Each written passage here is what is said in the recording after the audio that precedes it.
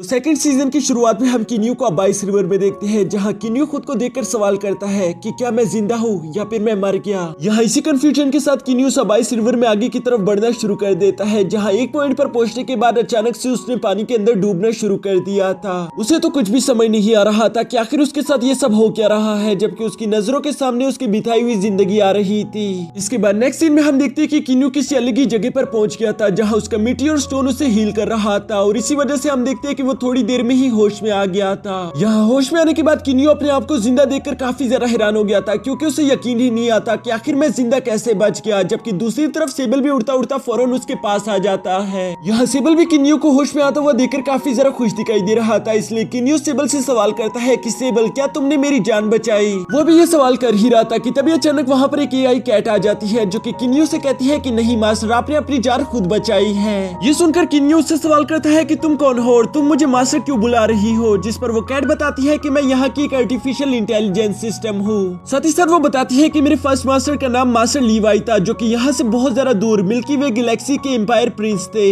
उन्हें टेक्नोलॉजी से बहुत ज्यादा प्यार था। साथ ही साथ वो कल्टीवेशन का सबसे बेस्ट वर्ल्ड ढूंढ रहे थे, जहाँ एक दिन वो ब्लैक होल से पास होता हुआ यहाँ पर आ पहुंचे, तुम्हारे यूनिवर्स के पर्पल मिस्टिक प्लेनेट तक। यहाँ पर उन्होंने काफी सारे कल्टीवेशन टेक्निक पर अपनी रिसर्च जारी रखी, जिसकी वजह से उन्होंने बहुत सारी सीक्रेट टेक्निक्स भी बना दिए थे। लेकिन इसकी वजह से उनके रास्ते में काफी सारी मुश्किलें आ गई, जिनसे वो डटकर मुकाबला करते रहे, लेकिन वो ज्यादा देर तक उनके सामने टिक नहीं पाए। लेकिन अंत में वो जान से मारे गए। पर मरने से पहले उन्होंने एक तरह का टेलीपोर्टेशन सिस्टम बनाया था, जिसके साथ ही उन्होंने यहीं पर मुझे रुकने का ऑर्डर भी दिया था। मैं उनका ऑर्डर मानकर अपने नेक्स्ट मास्टर के लिए यहीं पर रुककर इंतजार करता रहा, और जब तुम मरने वाले थे तभी अचानक वो टेलीपोर्टेशन सिस्टम एक्टिवेट हो गया था, जिसकी वजह से तुम टेलीपोर्ट होकर यहाँ आ गए, और इसीलिए अब से तुम मेरे नए मास्टर हो। ये सब सुनकर भी किन्यू काफी जरा हैरान था, क्योंकि उसे अभी भी कुछ खास समझ नहीं आया था। उसे बस इतना मालूम हो चुका था कि लीवाई वही इंसान है जिसके बारे में मास्टर यूनजी ने बताया था, जिसने कुछ स्पेशल टेक्निक्स का इस्तेमाल कर खुद को इमोर्टल लेवल तक पहुंचा दिया था, वो भी बहुत ही जरा कम समय में। अब यहाँ साथ ही वो कैट कहती है कि मास्टर लीवाई ने जाने से पहले आपके लिए एक स्पेशल बुक भी दी थी, जिसमें उन्होंने अपने सारे सीक्रेट टेक्निक्स लिखे हुए हैं। उम्मीद करता हूँ कि आप ये सारी टेक्निक्स सीखकर मास्टर लीवाई की जर्नी को आगे बढ़ाएंगे। जिसके साथ ही उसने किन्यू को एक स्पेशल बुक पकड़ा दी थी, और इसके अंदर स्टीलर ट्रांसफॉर्मेशन टेक्निक्स लिखी हुई है। इसके बाद सीन शिफ्ट कर किन्यू के फादर किंग डाई पर आ जाता है, जो कि अपनी आर्मी को लेकर चू डायनेस्टी पर हमला करने के लिए जा रहा था। वहीं दूसरी तरफ किंग ज़ेंग बहुत ज्यादा डरा हुआ था। वो अपने एल्डर पर गुस्सा करते हुए कहता है कि तुम ये क्या बकवास कर रहे हो?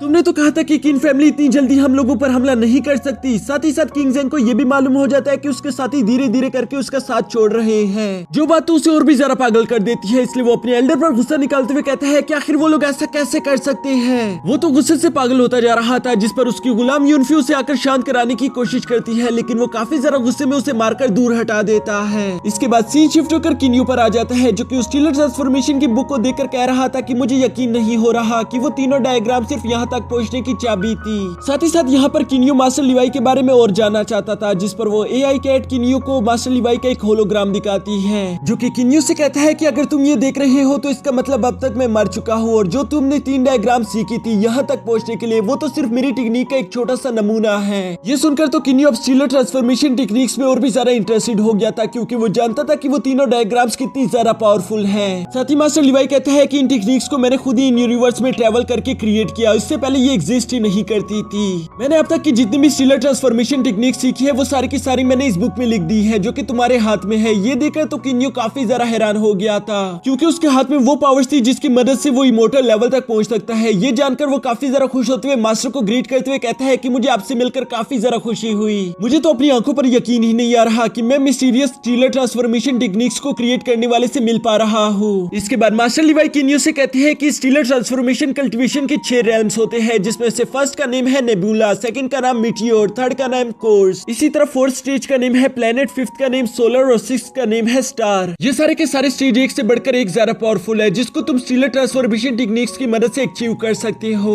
लेकिन साथ ही साथ यहाँ पर मास्टर लीवाई किन्यू को वार्निंग देते हुए कहते हैं कि अगर तुमने इन टेक्निक्स को परफॉर्म करते हुए बीच में छोड़ दिया या फिर तुमने फेल कर दिया, तब तुम्हारी सोल और बॉडी दोनों ही डिस्ट्रॉय हो जाएगी। और ये कहने के बाद मास्टर लीवाई का होलोग्राम वहां से गायब हो गया था। जिसके बाद हम किन्यू को देखते हैं, जिसने उस ट्रांसफॉर्मेशन टेक्निक को एक्सेप्ट कर लिया था। वो कहता है कि मैं इसके थ्रू कल्टीवेशन जरूर करूंगा। किन्यू यहाँ सेबल से कहता है कि मुझे कुछ भी करके खुद को नेबुला रेल्म तक पहुंचाना होगा, जिसके बाद ही हम वापस अपने घर जाएंगे। इसलिए मुझे लगता है कि मुझे स्टीलर ट्रांसफॉर्मेशन बुक का इस्तेमाल करके खुद की कल्टीवेशन शुरू कर देनी चाहिए। ये सुनकर वो एआई कैट यहाँ पर किन्यू को एक रिंग भी पकड़ा देती है जिसका नाम था स्पेस रिंग। साथ ही साथ वो कैट किन्यू से कहती है कि मास्टर लिवाइन ने जाते वक्त बुक के साथ साथ ये रिंग भी आपके लिए छोड़ी थी जो कि आपकी कल्टीवेशन में बहुत मदद कर सकती है। किन्यू यहाँ उस रिंग को भी अपने पास रख लेता है, जिसके बाद नेक्स्ट सीन में हम देखते हैं कि किन्यू उस बुक की मदद से खुद की प्रैक्टिस करना शुरू कर देता है और इस तरह प्रैक्टिस करते करते उसने कई नई पावर्स भी अचीव कर ली थी जिनकी लिमिट और पावर टेस्ट करने के लिए वो वुल्फ बीस्ट के साथ फाइट करने के लिए पहुंच गया था। साथ ही यहाँ पर हम सेबल को भी देखते हैं जो कि किन्यू के साथ मिलकर उन वुल्फ बीस्ट के साथ फाइट कर रहा था। यहाँ काफी देर ये फाइट चलती है जिसके दौरान अचानक ही हम देखते हैं कि सेबल का 4x9 ट्राइबोल्यूशन एग्जाम एक्टिवेट हो गया था,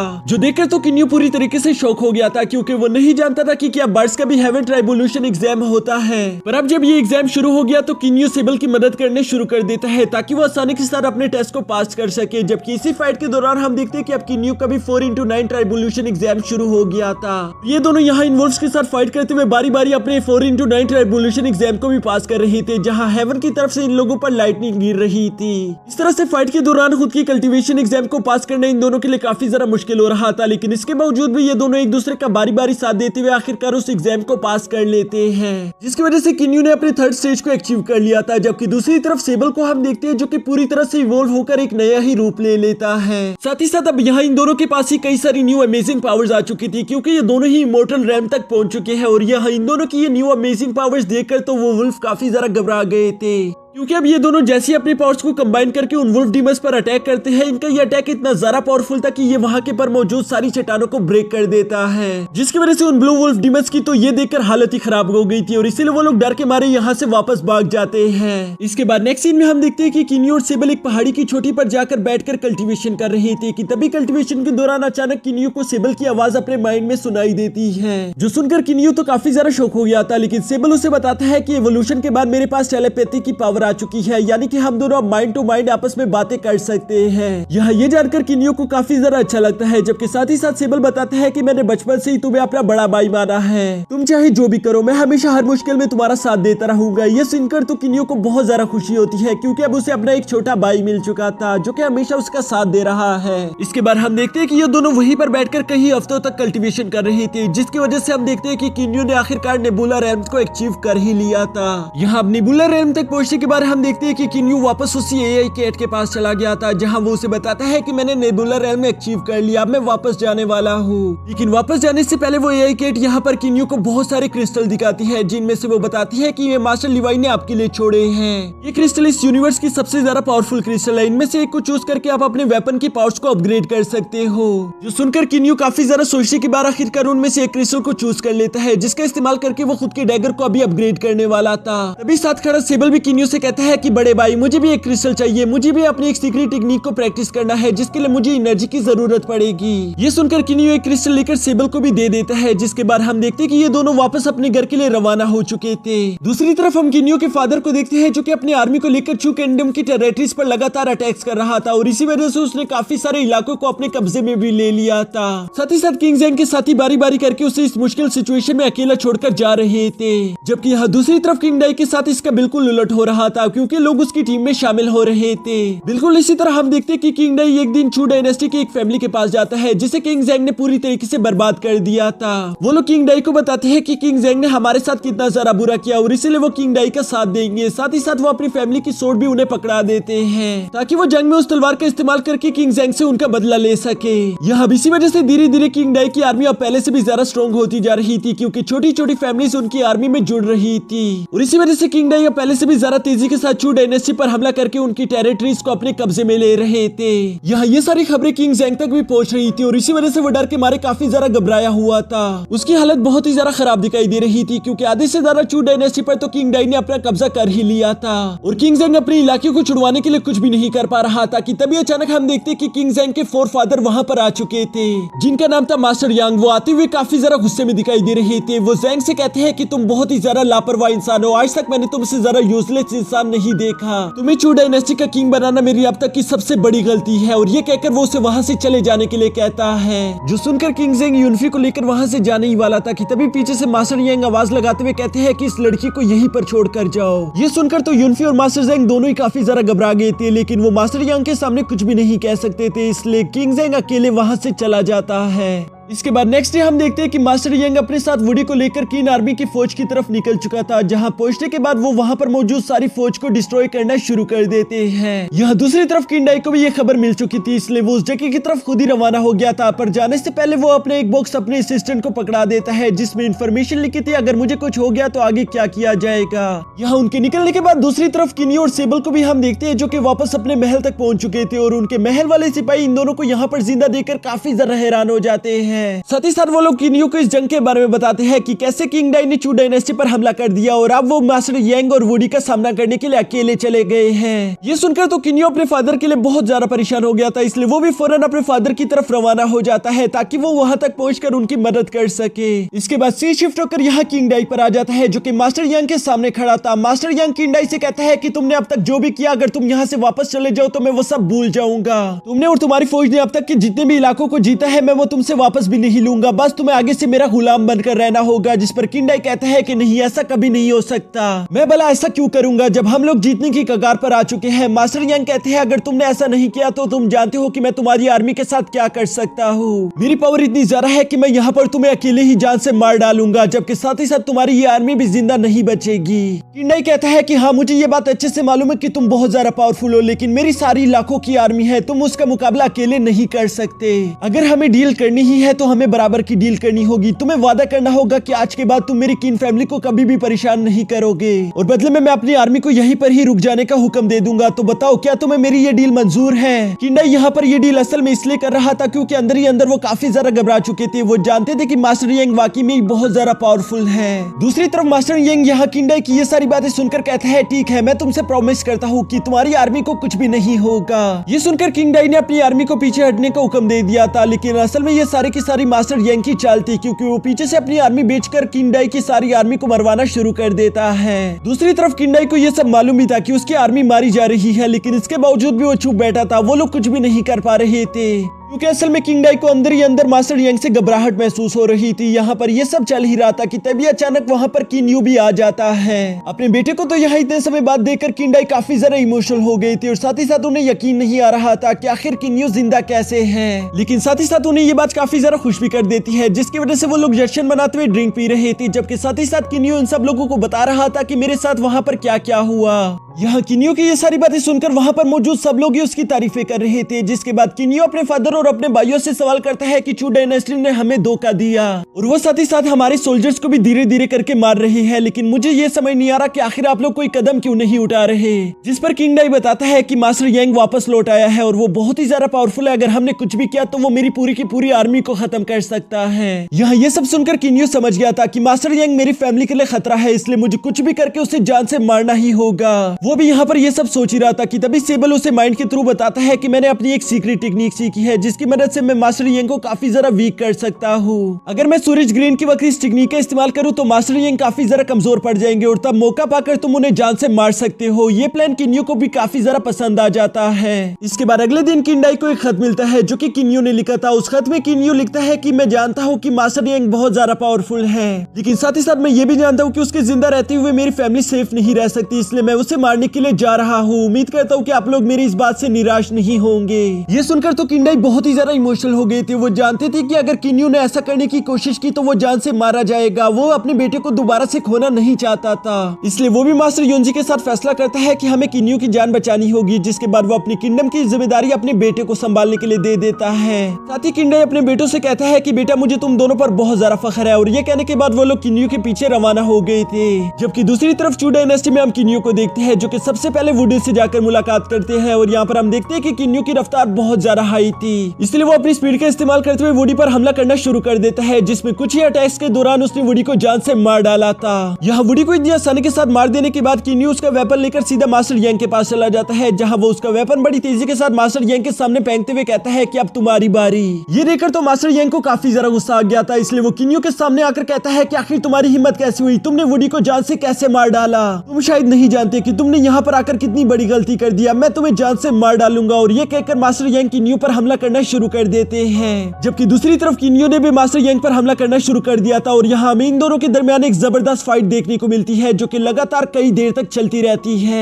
बीच में यहाँ सेबल भी किन्यू की मदद कर रहा था। किन्यू और मास्टर यांग दोनों एक दूसरे पर कई सारे अटैक्स करते हैं, लेकिन दोनों में से कोई भी हार मानने के लिए तैयार नहीं था। इवन कि दोनों बहुत ज्यादा इंटरनली और एक्सटर्नली डैमेज भी हो जाते हैं, लेकिन इसके बावजूद भी उन दोनों के सर पर जीतने का भूत सवार था। तभी इस फाइट के दौरान सेबल एक मौका पाते हुए अपनी सीक्रेट टेक्निक का इस्तेमाल करना शुरू कर देता है, जिससे टकराने की वजह से मास्टर यांग काफी बुरी तरीके से घायल हो चुके थे। और साथ ही साथ यहाँ पर किन्यू भी अपनी निबुला रेल्म की एक मीटियोर स्ट्राइक टेक्निक का इस्तेमाल करता है, जिसकी वजह से अब तो मास्टर यांग की हालत बहुत ही ज्यादा खराब हो चुकी थी। वो जानता था कि इस डैमेज की वजह से मैं जिंदा नहीं बच सकता और इसलिए वो खुद को सेल्फ डिस्ट्रक्ट कर लेता है, जिसकी वजह से वहाँ पर एक बहुत बड़ा ब्लास्ट हो चुका था। यहाँ इस ब्लास्ट के साथ ही किन्यू के फादर और अंकल भी वहाँ पर पहुंच जाते हैं, जिसके बाद हम देखते हैं कि मास्टर युनजी वहाँ पर चारों तरफ किन्यू को स्कैन करने की कोशिश कर रहे थे, लेकिन उन्हें किन्यू की एनर्जी कहीं पर भी नहीं महसूस हो रही थी, जिसकी वजह से उन्हें लगता है कि शायद हमने किन्यू को एक बार फिर से खो दिया। लेकिन तभी अचानक हम देखते हैं कि किन्यू पानी से निकलकर बाहर आ जाता है, जिसकी हालत तो बहुत ज्यादा खराब थी और वो इसी कमजोरी की वजह से वहाँ पर बेहोश हो जाता है। दूसरी तरफ किंडाई जिसे लग रहा था कि उसका बेटा मर चुका है, वो अपने बेटे को जिंदा देखकर काफी ज्यादा खुश हो गया था।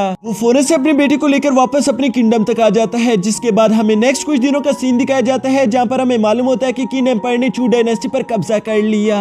लेकिन इससे पहले कि वो लोग किंग ज़ेंग को अपना बंदी बना पाते, तभी किंग ज़ेंग जहर पीकर खुद को मार लेता है। साथ ही साथ यूनफी ने भी जहर पी लिया था, क्योंकि वो दोनों बिल्कुल भी गुलाम नहीं बनना चाहते थे। लेकिन किंडाई को इस बात से जरा सा भी फर्क नहीं पड़ता, उसे तो बस इस बात की खुशी थी कि उसने अपनी बीवी और अपने किंगडम का बदला ले लिया है। यहाँ हम देखते हैं कि किंग डायनेस्टी जीत जाने की खुशी में जश्न मना रही थी और इसमें किन्यू भी काफी जरा खुश दिखाई दे रहा था। लेकिन अब अपनी फैमिली के साथ थोड़ा वक्त गुजारने के बाद किन्यू कहता है कि मुझे माफ कर देना, लेकिन मुझे अपनी कल्टीवेशन के लिए यहाँ से आगे के सफर के लिए रवाना होना ही होगा। क्योंकि दोस्तों हमें ये बात अच्छे से मालूम है कि अगर एक बार किसी ने स्टीलर ट्रांसफॉर्मेशन टेक्निक्स का इस्तेमाल कर दिया तो वो इसे बीच में नहीं छोड़ सकता या फिर वो इसे फेल नहीं कर सकता, नहीं तो इसकी वजह से उसकी सोल और बॉडी दोनों ही डिस्ट्रॉय हो जाएगी। अब ये सुनकर उसकी फैमिली उसे जाने के लिए इजाजत दे देती है, जिसके बाद किन्यू भी अपने मेनलैंड को छोड़कर अपने आगे के सफर पर निकल जाता है। रास्ते में हम देखते हैं कि वो अपने पास से एक मैप निकालता है जो कि उसके फादर ने दिया था। साथ ही साथ किन्यू के फादर उसे बताते हैं कि इस दुनिया में 3 तरह के कल्टीवेटर्स होते हैं। सबसे पहले डेवल कल्टीवेटर्स, फिर बेस्ट कल्टीवेटर्स और थर्ड में आते हैं इमोर्टल कल्टीवेटर्स। हम लोग इमोर्टल कल्टीवेटर्स है, जबकि इमोर्टल कल्टीवेटर और डेवल कल्टीवेटर्स की आपस में कभी नहीं बनती। ये दोनों हमेशा एक दूसरे से फाइट करते रहते हैं, जबकि इन सब में से ज्यादा पावरफुल है बीस्ट कल्टीवेटर्स। तुम्हें हमेशा उनसे सावधान रहना होगा। यहाँ किन्यू ये सारी बातें याद करते हुए पानी के ऊपर से गुजर ही रहा था कि तभी पानी के अंदर से एक ऑक्टोपस निकलकर फौरन से इन लोगों पर हमला करना शुरू कर देता है, जो कि असल में एक बीस्ट कल्टीवेटर्स था। लेकिन साथ ही हम देखते हैं कि सेबल बहुत ही आसानी के साथ उसे जान से मारकर उसका क्रिस्टल लाकर किन्यू को दे देता है। उसके लिए उसे मारना बिल्कुल भी मुश्किल नहीं था। यहाँ इन्हें लगता है कि इस ऑक्टोपस को मारकर ये लोग वहां से बहुत ही आसानी के साथ निकल जाएंगे, लेकिन ऐसा कुछ भी नहीं होता, क्योंकि अगले कुछ ही मिनटों के अंदर बहुत सारे ऑक्टोपस इन्हें चारों तरफ से घेर लेते हैं, जिनकी तादाद बहुत ज्यादा थी। किन्यू उन सबका अकेले सामना नहीं कर सकता था, इसलिए वो सेबल के साथ पानी के अंदर कूद जाता है। जहां पानी के अंदर हम देखते हैं कि उन ऑक्टोपस की रानी भी वहां पर आ चुकी थी, जिसका नाम था संगमो, और वो यहाँ पर किन्यू से कहती है कि तुमने मेरे बेटे को जान से मार डाला, ये तुमने बिल्कुल भी अच्छा नहीं किया, अब मुझे अपने बेटे का बदला लेना होगा। जिसके बाद वो अपने 16-17 साथियों के साथ मिलकर किन्यू पर हमला करना शुरू कर देती है। यहाँ उसके साथ फाइट के दौरान किन्यू को एक बात तो अच्छे से मालूम हो जाती है कि संगमो बहुत ज्यादा पावरफुल है, ये मास्टर यांग से भी बहुत ही ज्यादा खतरनाक है। मैं और सेबल फिलहाल इतने ज्यादा पावरफुल नहीं हुए कि हम दोनों इन सब लोगों को यहाँ पर हरा सके, इसलिए वो सेबल से कहता है कि हमें यहाँ से भागना होगा। हम दोनों बेशक ऐसा नहीं कर सकते, इसलिए मुझे संगमो और उसके साथियों का ध्यान भटकाना होगा। जिस मौके का फायदा उठाकर तुम यहाँ से निकल जाना, फिर तुम बाद में अच्छे से तैयार होकर मुझे वापस बचाने के लिए आ सकते हो। यहाँ सेबल उसकी ये बात नहीं मान रहा था, लेकिन किन्यू से इंसिस्ट करके आखिरकार मनवा ही लेता है। जिसके बाद हम देखते हैं कि किन्यू ने संगमो और उसके साथियों पर हमला करके उन्हें अपने पीछे लगा दिया था, जबकि दूसरी तरफ मौका पाकर सेबल वहाँ से फौरन निकल जाता है। इसके बाद दूसरी तरफ हम देखते हैं कि संगमो तो किन्यू का पीछा ही नहीं छोड़ रही थी, इसलिए किन्यू को मजबूरन एक ज्वालामुखी से जाकर टकराना पड़ता है, जिसकी वजह से वहाँ चारों तरफ धुआं फैल चुका था। और इस धुएं का फायदा उठाकर किन्यू वहाँ से अपनी जान बचाकर निकल जाता है, जिसकी वजह से संगमो वापस अपने महल आ चुकी थी। लेकिन उसका गुस्सा बिल्कुल भी शांत नहीं हुआ था, इसलिए वो अपने सारे के सारे सिपाहियों से कहती है कि जो भी उसे पकड़ कर लाएगा मैं उसे अपना अमेजिंग वेपन दूंगी, जो कि बहुत ज्यादा खतरनाक है। यहाँ इस अमेजिंग वेपन के बारे में सुनकर किन्यू के पीछे बहुत सारे सैनिक उसकी तलाश करने के लिए निकल जाते हैं। दूसरी तरफ हम किन्यू को देखते हैं, जिसने एक बहुत ही ज्यादा खतरनाक टेक्निक का इस्तेमाल किया था और इसी वजह से उसकी बॉडी बहुत ही बुरी तरीके से डैमेज हो चुकी थी, लेकिन वो मीटियोर स्टोन उसकी बॉडी को हील कर रहा था। यहाँ हील होने के बाद हम देखते हैं कि किन्यू ऑक्टोपस के क्रिस्टल को रिफाइन करने की कोशिश कर रहा था, लेकिन वो पानी के अंदर बैठकर ऐसा नहीं कर पाता,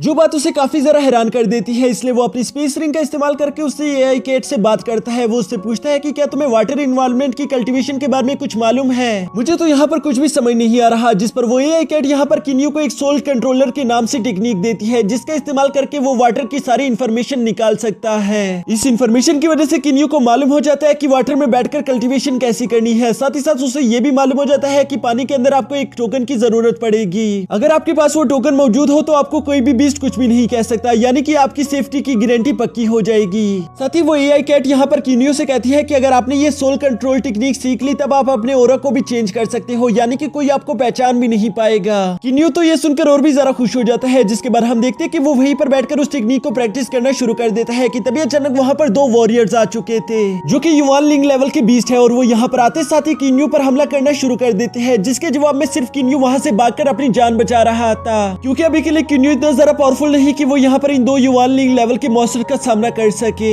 इसी तरह लगातार भागते भागते अब हम देखते हैं कि किन्यू एक बहुत ही ज्यादा अजीब जगह पर पहुंच जाता है, जहां उसके पास अब बचने का कोई भी रास्ता नहीं था, और वहां वो दोनों डीमन एक साथ उस पर हमला करने ही वाले थे।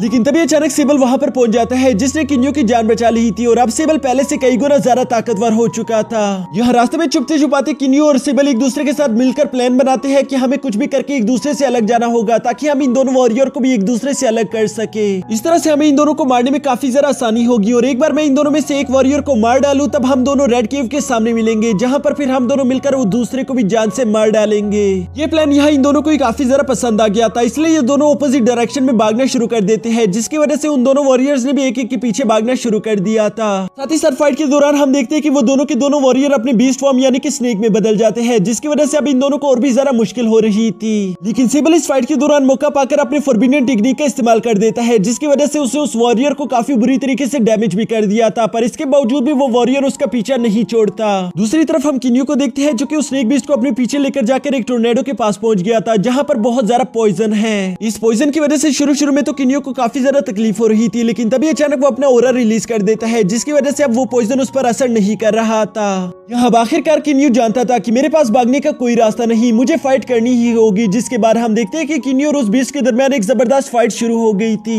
यहाँ ये फाइट काफी ज्यादा देर तक चलती है, जिसके दौरान किन्यू मौका पाकर अपने रेड स्टोन से बने हुए सोड का इस्तेमाल करते हुए बड़ी तेजी के साथ कई टेक्निक से उस बीस्ट का गला काट देता है, जिसकी वजह से वो बीस्ट तो वहां पर मर गया था। साथ ही साथ किन्यू उसका क्रिस्टल भी ले लेता है, लेकिन अब किन्यू की भी हालत यहाँ पर काफी ज्यादा खराब हो चुकी थी, जिसकी वजह से वो भी अपनी जगह पर बेहोश हो जाता है, जबकि साथ ही साथ मीटियोर स्टोन उसे हील भी कर रहा था। जिसके बाद सीन शिफ्ट होकर एक और बीस्ट पर आ जाता है, जो कि एक अर्थ सील पजल को सॉल्व करने की कोशिश कर रहा था। तभी वहां पर वही बीस्ट आ जाता है, जो कि सेबल का पीछा कर रहा था। वो उस लीडर बीस्ट से कहता है कि फर्स्ट ब्रदर, हमारे थर्ड ब्रदर को एक इमोर्टल कल्टीवेटर ने मार दिया है, जो सुनकर उस लीडर बीस्ट को काफी ज्यादा गुस्सा आ गया था। वो उससे सवाल करता है कि तुम ये क्या कह रहे हो, क्या तुम जानते भी हो कि वो इंसान कौन है और उसका पावर लेवल क्या था? जो सुनकर वो बीस्ट कहता है कि असल में वो अभी तक युवान यिंग लैंड तक नहीं पहुंचा था। ये सुनकर तो उस लीडर को बहुत ही ज्यादा गुस्सा आ गया था। वो कहता है कि क्या तुम्हें शर्म नहीं आती? तुम दोनों मिलकर एक ऐसे कल्टीवेटर को नहीं मार पाए जो कि अभी तक सिर्फ युवान यिंग रैल्म तक भी नहीं पहुंचा। मुझे तुम लोगों को अपना भाई कहकर शर्म आती है। ये कहने के बाद वो लीडर बीस्ट अपनी पूरी की पूरी सेना सेबल और किन्यू की तलाश में लगा देती है, जिसके बाद सीन शिफ्ट होकर यहाँ किन्यू पर आ गया था, जो कि समंदर के बाहर किनारे पर एक घर में मौजूद था। वो होश में आने के बाद खुद को वहां पर देखकर काफी ज्यादा हैरान हो गया था। साथ ही साथ वो अपने सामने एक थर्ड लेवल के कल्टीवेटर को देखता है, जिसका नाम है जियांग लियान। किन्यू मास्टर लियान की तरफ जाकर उन्हें ग्रीट करने के बाद उनका शुक्रिया अदा करते हुए कहता है कि मेरी जान बचाने के लिए आपका बहुत बहुत शुक्रिया। जिस पर मास्टर लियान कहते हैं कि मैंने तुम्हारी जान नहीं बचाई। तभी अचानक वहाँ पीछे से एक बहुत ही ज्यादा खूबसूरत लड़की जियान ली आ जाती है, जिसे देखकर तो किन्यू के दिल में प्यार की घंटी बज गई थी। किन्यू तो उसे बहुत ही ज्यादा प्यार से देख रहा था। तभी मास्टर लियान कहते हैं कि इससे मिलो, ये है मेरी सबसे बड़ी बेटी जियान ली, जिसने तुम्हारी जान बचाई। किन्यू तो यहाँ पर मास्टर लियान की बातों पर ध्यान ही नहीं दे रहा था, क्योंकि उसकी सारी की सारी नजर तो जियान ली पर ही अटकी हुई थी। वो फौरन ही हड़बड़ाहट के साथ खड़ा होकर कहता है कि मेरी जान बचाने के लिए आपका बहुत बहुत शुक्रिया। जिस पर जियान ली कहती है कि नहीं, मेरा शुक्रिया अदा करने की तुम्हें कोई जरूरत नहीं, क्योंकि मैं तो सिर्फ तुम्हें उठाकर यहाँ तक लेकर आई थी, बाकी तो तुम खुद ब खुद ही हील हो चुके थे। मैंने तुम्हें बचाने में ज्यादा कुछ नहीं किया। और ये सब कहने के बाद वो किन्यू से कहती है कि मैं तुम्हारे लिए कुछ मेडिसिन लेने के लिए जा रही हूँ, तब तक तुम मास्टर लियान के साथ बातें कर सकते हो। और ये कहने के बाद वो वहाँ से चली जाती है। जिसके बाद अचानक ही वहाँ पर एक मंकी बीस्ट आ गया था, जो कि आते साथ ही फौरन से किन्यू पर हमला करना शुरू कर देता है। किन्यू भी उसके साथ फाइट करने के लिए खुद को तैयार कर चुका था, लेकिन साथ ही साथ हम देखते हैं वो मंकी बीस्ट जिसका नाम हाउफी था, वो यहाँ किन्यू पर हंस भी रहा था। वो उससे कहता है कि मैं तुमसे ज्यादा पावरफुल हूँ, जबकि तुम मेरे सामने बहुत ज्यादा कमजोर हो, और अगर तुम्हें इस बात में जरा सा भी शक है तो आकर आगे बढ़ो, मुझसे फाइट करो। हाफी तो लगातार किन्यू को फाइट के लिए चैलेंज कर रहा था, लेकिन मास्टर लियन उसे डांटते हुए खामोश करा देते हैं। जिसके बाद किन्यू मास्टर लियन से कहता है कि क्या मुझे एक रूम मिल सकता है, क्योंकि मैं शांति के साथ बैठकर कल्टीवेशन करना चाहता हूँ। जो सुनकर मास्टर लियन उसे एक रूम दे देते हैं, लेकिन ये बात हाफी को बिल्कुल भी पसंद नहीं आती। वो गुस्सा होते हुए कहता है कि मैं आपके साथ इतने वक्त से रह रहा हूँ, लेकिन अभी तक आपने मुझे कोई रूम नहीं दिया, जबकि उसे आज सिर्फ एक ही दिन हुआ है और आपने उसे एक रूम दे दिया। ये सुनकर मास्टर लियन मुस्कुराते हुए कहते हैं कि वो तुम्हारा बड़ा भाई है, और साथ ही साथ वो उसे वहाँ पर बर्तन धोने के लिए कह देते हैं। जिसके बाद वो भी वहाँ से चले गए थे। इसके बाद सीन शिफ्ट होकर यहाँ किन्यू पर आ जाता है, जो कि अपने रूम में बैठकर कल्टीवेशन करते हुए उसी सोल चेंज टेक्निक को प्रैक्टिस करने की कोशिश कर रहा था, ताकि वो अपने ऑरा को चेंज कर सके, लेकिन वो इसमें कामयाब नहीं हो पा रहा था। तभी वो एकेट वहाँ पर आकर किन्यू को बताती है कि इसके लिए तुम्हें अपने मन को पूरी तरीके से शांत करना होगा, जो कि अभी के लिए किन्यू नहीं कर पा रहा था। इसलिए किन्यू वहाँ से थोड़ी देर के लिए बाहर निकल जाता है। तभी उसके सामने हाफी दोबारा से आ गया था, जो कि किन्यू को फाइट के लिए चैलेंज करते हुए कहता है कि तुम्हें मुझसे फाइट करनी होगी, और अगर तुमने मुझे फाइट में हरा दिया तब मैं तुम्हें अपना मास्टर बना लूंगा। तो बताओ क्या तुम्हें मंजूर है? यहाँ इससे पहले कि किन्यू हाँ या ना कह पाता, तभी हाफी उस पर हमला करना शुरू कर देता है, जिसकी वजह से किन्यू भी मजबूरन उसके साथ फाइट करने लगता है। यहाँ हमें इन दोनों के दरमियान एक बहुत ही ज्यादा फनी पर जबरदस्त फाइट देखने को मिलती है, जिसके दरमियान किन्यू को बहुत ही ज्यादा मुश्किल का सामना करना पड़ रहा था, क्योंकि हाफी वाकई में एक बहुत ही ज्यादा पावरफुल बीस्ट है। यहाँ इस फाइट के दौरान हम देखते हैं कि जियानली भी किन्यू की मदद कर रही थी। वो अपने म्यूजिक के जरिए किन्यू को एक हिंट दे देती है, जिसका इस्तेमाल करके किन्यू ने हाफी के स्टिक को पकड़ लिया था, और इसी वजह से हाफी इस फाइट को हार जाता है। यहाँ हाफी हारने के बावजूद भी कहता है कि नहीं नहीं, तुमने चीटिंग की है, इसलिए हम दोबारा से फाइट करेंगे, जिस पर किन्यू से साफ साफ मना कर देता है। उससे कहता है कि अब मेरा और फाइट करने का मूड नहीं, और ये कहकर वो वहां से चला जाता है। जिसके बाद हम देखते हैं कि यहाँ पर यूं ही समय बीतता जा रहा था, जबकि दूसरी तरफ पानी में हम सेबल को देखते हैं, जिसके पीछे कुछ बीस्ट भी पड़े हुए थे। और यहाँ वो माइंड कनेक्शन के थ्रू किन्यू से कहता है कि प्लीज मेरी मदद करो, मुझे तुम्हारी मदद की जरूरत है। किन्यू को ये बात जैसी सुनाई देती है, वो फौरन से सेबल की मदद करने के लिए वहां से रवाना हो जाता है, लेकिन वो जगह बहुत ज्यादा दूर थी, इसलिए जियानली किन्यू की मदद करने के लिए वहां पर एक टेलीपोर्टेशन पोर्टल बना देती है, जिसकी मदद से किन्यू बहुत ही तेजी के साथ जाकर सेबल की जान बचाकर उसे वापस ले आता है। अब इसके बाद हम उसी रात का सीन देखते हैं, जहां किन्यू और सेबल काफी दिनों बाद एक दूसरे से मिले थे, इसलिए वो आपस में बैठकर बातें कर रहे थे। जहां सेबल किन्यू को बताता है, जिसमें सेबल किन्यू को बताता है कि वहां समंदर के बीच मैंने एक स्पेशल टेक्निक सीखी है, जिसका इस्तेमाल करके मैं युवान यिंग लेवल के फर्स्ट कल्टीवेटर को बहुत ही आसानी के साथ हरा सकता हूँ। इसलिए मैं तुमसे कहना चाहता हूँ कि हम दोनों को मिलकर वापस उस पानी में जाना होगा, जहाँ हम दोनों मिलकर उन बीस्ट को हरा सकते हैं। ये सुनकर किन्यू सेबल से कहता है कि नहीं, इतनी जल्दबाजी मत करो, अभी के लिए मुझे फिलहाल सोल कंट्रोल टेक्निक को सीखना होगा, ताकि मैं अपने ऑरा को चेंज कर सकूं। उसके बाद ही हम एक अच्छा सा प्लान बनाकर उस पानी में वापस जाएंगे। ये सुनकर सेबल भी उसके साथ एग्री हो गया था। जिसके बाद हम देखते हैं कि किन्यू लगातार उस सोल चेंज टेक्निक को सीखने की प्रैक्टिस कर रहा था, ताकि वो अपने ऑरा को चेंज कर सके, लेकिन वो चाहे जितनी मर्जी कोशिश कर लेता, वो इसमें कामयाब नहीं हो पा रहा था, क्योंकि इस टेक्निक की सबसे जरूरी बात तो यह है कि आपको अपने मन को शांत रखना होगा, जबकि किन्यू का मन तो पूरी तरीके से जियानली के काबू में आ चुका था। वो तो हर वक्त उसी के ख्यालों में खोया रहता था। ये बात सेबल भी देख लेता है, इसलिए वो किन्यू पर गुस्सा करते हुए कहता है कि तुम हर वक्त जियानली के ख्वाबों में खोए रहते हो, फिर भला तुम उस टेक्निक को कैसे सीखोगे? इसलिए मैं अकेले बीस आइसलैंड पर जा रहा हूँ। यहाँ सेबल के जाने के बाद किन्यू काफी ज्यादा अकेला फील कर रहा था, उसे काफी ज्यादा उदासी महसूस हो रही थी, इसलिए वो फैसला करता है अब चाहे जो मर्जी हो जाए, मैं पूरी कोशिश करूंगा कि मैं उस टेक्निक को जल्द से जल्द सीख लूं, ताकि मैं सेबल की मदद कर सकूं। यहाँ अब अपना इरादा पक्का करने की वजह से हम देखते हैं कि किन्यू कुछ 20 क्रिस्टल का इस्तेमाल करके खुद की कल्टीवेशन लेवल को बढ़ा रहा था, और इसी तरह करते करते वो निबुला के लास्ट स्टेज पर पहुंच जाता है, जिसकी वजह से इस बार वो जैसे ही सोल चेंज टेक्निक को प्रैक्टिस करने की कोशिश करता है, वो फौरन से उसे सीख गया था। यहाँ इस सोल चेंज टेक्निक को सीख जाने की वजह से हम देखते हैं कि किन्यू का अपीयरेंस तो पूरी तरीके से बदल चुका था। ऐसा लग ही नहीं रहा था जैसे कि वो किन्यू है। इवन कि मास्टर लियन भी पहली दफा उसे देखकर बिल्कुल पहचान नहीं पा रहे थे। तभी वहाँ हाफी आकर किन्यू को दोबारा से फाइट के लिए चैलेंज कर देता है, जिस पर इस बार किन्यू भी मान चुका था, क्योंकि अब इस बार तो किन्यू को भी अपनी न्यू पावर्स को टेस्ट करना था, और इसलिए वो हाफी के साथ फाइट करना शुरू कर देता है। यहाँ इन दोनों के दरमियान एक बहुत ही ज्यादा जबरदस्त फाइट चल रही थी, जिसके दौरान हाफी महसूस करता है कि हाँ वाकई में किन्यू अब पहले से बहुत ज्यादा ताकतवर हो चुका है, साथ ही साथ उसकी रफ्तार भी पहले से कई गुना ज्यादा तेज हो चुकी है। ये बात उसे अंदर ही अंदर काफी ज्यादा हैरान कर देती है, लेकिन वो मुंह पर थोड़ी ना मानने वाला था, इसलिए वो किन्यू से कहता है कि तुम्हें और थोड़ी सी मेहनत करनी होगी मुझे सरप्राइज करने के लिए। यहाँ इस फ्रेंडली फाइट के बाद किन्यू मास्टर लियन से कहता है कि अब मुझे सेबल की मदद करने के लिए जाना होगा, जहाँ हाफी कहता है कि मुझे भी आपके साथ चलना है, लेकिन मास्टर लियन उसे जाने से मना कर देते हैं, जिस पर किन्यू उनसे कहता है कि ठीक है आप इसे जाने दीजिए, वैसे भी इसे बाहर की दुनिया देखने का पूरा हक है, और साथ ही साथ किन्यू मास्टर लियन से कहता है कि आप फिक्र मत करो, मैं इसका पूरी तरीके से ख्याल रखूंगा, जिस पर मास्टर लियन उसके लिए मान जाते हैं। लेकिन साथ ही साथ मास्टर लियन हाफी से कहते हैं कि हमेशा अपने गुस्से पर काबू रखना और अगर कभी मुश्किल में फंस जाओ तो अपनी स्टिक पर लिखे हुए अल्फाजों को दोहरा देना। अब यहाँ ये सारी नसीहतें मिलने के बाद किन्यू और हाफी दोनों ही बीस आइसलैंड की तरफ रवाना हो जाते हैं। इसके बाद सीन शिफ्ट होकर बीस आइसलैंड की लीडर पर आ जाता है, जो कि अभी भी उसी बॉक्स पजल को सॉल्व करने की कोशिश कर रहा था। वो अपने मन ही मन में कहता है कि मुझे इसके जरिए से मालूम हो जाएगा कि वो लास्ट सोर्ड कहाँ पर है। असल में वो यहाँ पर 9 सोर्ड्स की तलाश कर रहा था, जो कि एक ट्रेजर की चाबी है। वो जानता था कि बाकी के सारे 8 सोर्ड्स कहाँ पर मौजूद है, लेकिन लास्ट सोर्ड के बारे में किसी को भी कुछ मालूम नहीं था, जिसका पजल इस बॉक्स के अंदर मौजूद है। लेकिन वो पिछले कई हफ्तों और महीनों से कोशिश कर रहा है, अभी तक वो इस पजल को सॉल्व नहीं कर पाया। दूसरी तरफ बाहर हम किन्यू और हाफी को देखते हैं, जो कि समंदर में आते हुए एक एलेक्सर के पास पहुंच गए थे और हाफी उस एलेक्सर को तोड़ लेता है। तभी वहां पर वही थर्ड बीस्ट अपने कुछ साथियों के साथ पहुंच गया था, जो कि हाफी से कहता है कि ये एलेक्सर प्लांट हमारा है, तो इसे जल्दी से जल्दी हमारे हवाले कर दो। लेकिन हम जानते हैं कि हाफी तो वैसे भी किसी की बात इतनी आसानी के साथ नहीं मानता, इसलिए वो उनसे कहते हैं ठीक है, अगर तुम्हें ये एलेक्सर चाहिए तो इसके लिए तुम्हें मुझसे फाइट करनी होगी। तो सुनकर वो सारे के सारे बीस्ट हाफी पर हमला करना शुरू कर देते हैं। यहाँ इस फाइट के दौरान हम देखते हैं कि हाफी ने अपने स्टिक को बहुत ही ज्यादा बड़ा कर दिया था, जिसकी मदद से हाफी इन लोगों को काफी ज्यादा बुरी तरीके से पटक रहा था। और यहाँ इतनी ज्यादा मार खाने के बाद वो सब लोग हाफी से माफी मांगना शुरू कर देते हैं। लेकिन साथ ही साथ यहाँ पर उस थर्ड बीस्ट को लगता है कि हाफी और किन्यू काफी ज्यादा पावरफुल है, तो क्यों ना मैं इन्हें अपनी टीम में शामिल कर लूं, ये हमारे काफी ज्यादा काम आ सकते हैं। ये सोचकर वो उन दोनों से कहता है क्यों ना तुम लोग मेरे साथ चलो, तुम अगर चाहो तो तुम मेरी रेड केव की गार्ड बन सकती हो, जो कि काफी ज्यादा अच्छी पोजीशन होगी। ये सुनकर तो किन्यू काफी ज्यादा खुश हो गया था। वो कहता है कि जितना हम अपने दुश्मन के ज्यादा करीब होंगे उतना ही अच्छे से हमें सेबल के बारे में मालूम हो पाएगा, इसलिए वो इस बात के लिए एग्री कर देता है। जिसके बाद हम देखते हैं कि वो थर्ड बीस्ट यहाँ पर हानफी और किन्यू को लेकर अपने साथ मेंशन चला गया था। यहाँ मेंशन के अंदर आने के बाद किन्यू देखता है कि संगमू भी वहाँ पर पहले से मौजूद है, जो कि किन्यू को देखकर उस पर थोड़ा सा शकी भी हो जाती है। इसलिए वो फौरन से किन्यू के लेवल को स्कैन करने की कोशिश करती है, लेकिन स्कैन करने पर उसे कुछ भी मालूम नहीं पड़ता।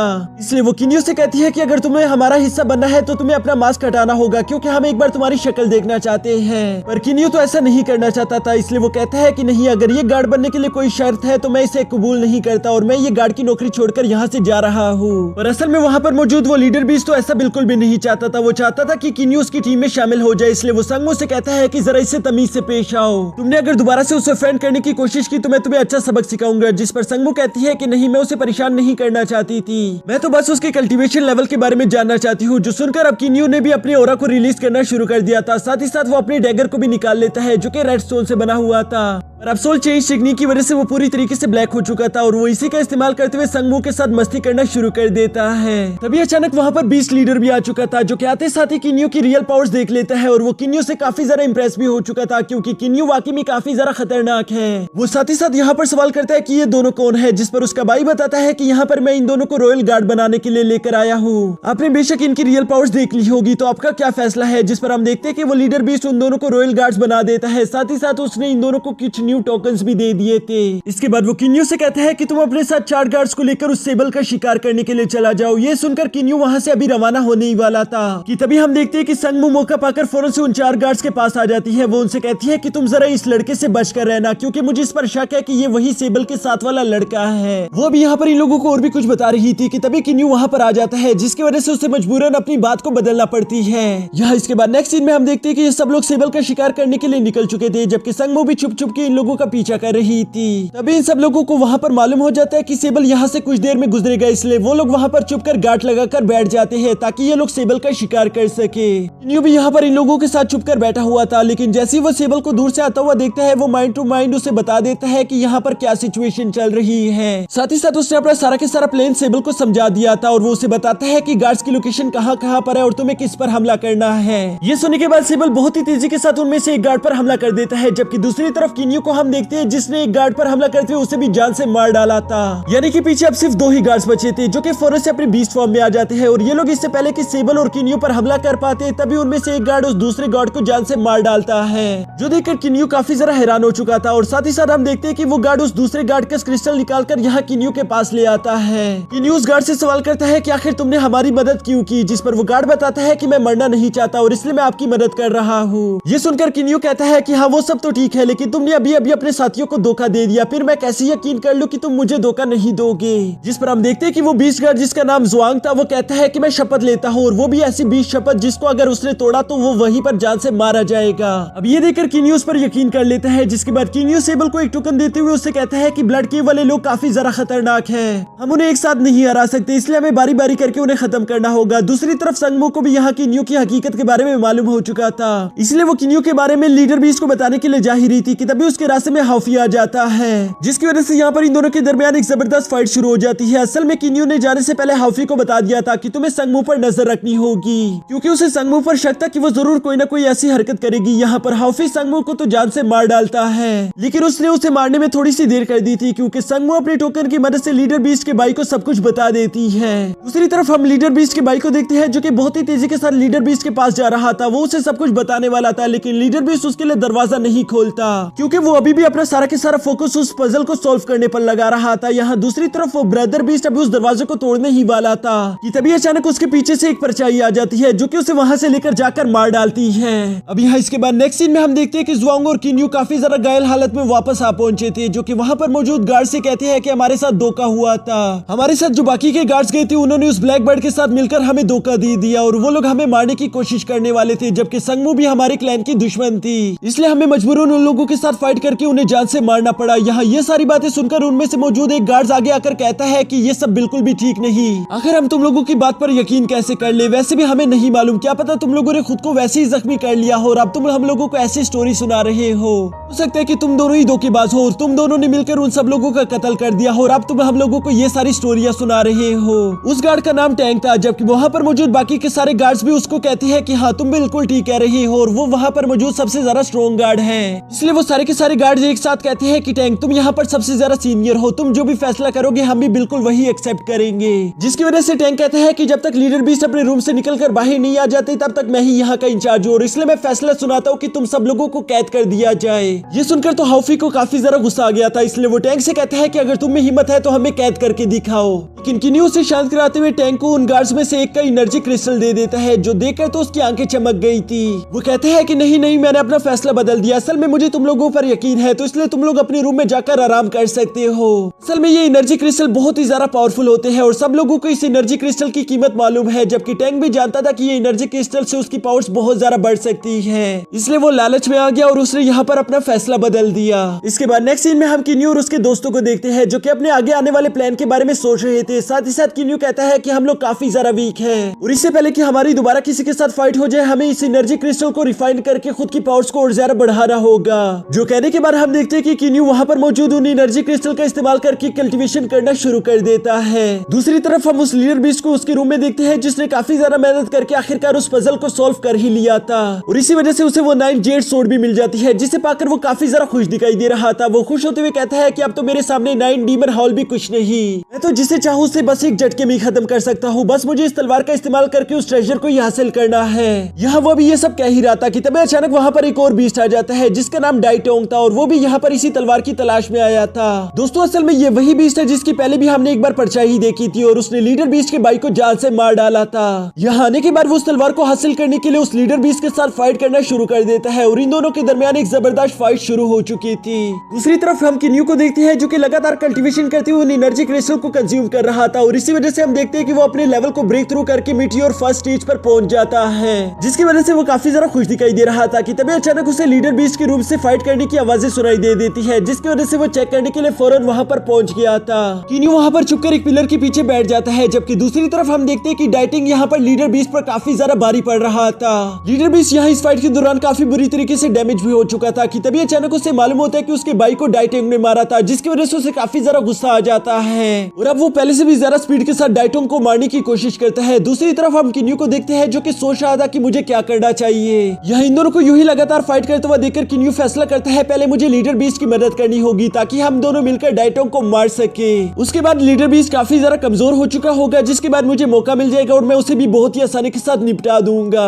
वो यहाँ पर ये सब प्लान कर रहा था, जबकि दूसरी तरफ मैदान में हम देखते हैं कि वो दोनों काफी ज्यादा गुस्से में आने की वजह से अपनी बीस्ट फॉर्म में आ जाते हैं। साथ ही साथ वो दोनों यहाँ पर एक दूसरे पर काफी ज्यादा खतरनाक हमले कर रहे थे। किन्यू भी यहाँ इस फाइट में खुद को शामिल कर लेता है, साथ ही साथ वो यहाँ बीस्ट लीडर की मदद कर रहा था। बीस्ट लीडर ये देखकर काफी ज्यादा खुश हो जाता है, लेकिन वो इतना ज्यादा पावरफुल नहीं था क्योंकि डाइटोंग अपनी स्पीड और ताकत का इस्तेमाल करते हुए उसे जान से मार डालता है, जिसकी वजह से अब किन्यू वहाँ पर अकेला बचा था और उसके बाद सब कोई रास्ता नहीं था इसके अलावा कि वो डाइटोंग को यहाँ पर जान से मार डाले, जिसकी वजह से हम देखते हैं कि यहाँ पर डाइटोंग और किन्यू के दरमियान एक जबरदस्त फाइट शुरू हो चुकी थी और ये दोनों एक दूसरे को बिल्कुल बराबर की टक्कर दे रहे थे। और ये फाइट धीरे धीरे करके हम देखते हैं कि बहुत ही ज्यादा इंटेंस हो चुकी थी और किन्यू अब तक की सबसे ज्यादा हाई स्पीड लिमिट पर पहुंच चुका था। लेकिन इसके बावजूद भी हम देखते हैं कि डाइटोंग मौका पाकर अपनी तलवार को किन्यू के पेट में घुसा देता है। वो ये देखकर काफी ज्यादा खुश हो गया था। तभी पीछे से अचानक वो देखता है कि उसके भी आर पार एक तलवार घुस चुकी थी और ये किसी और नहीं बल्कि किन्यू ने की थी, जो कि उसके पीछे से आ गया था।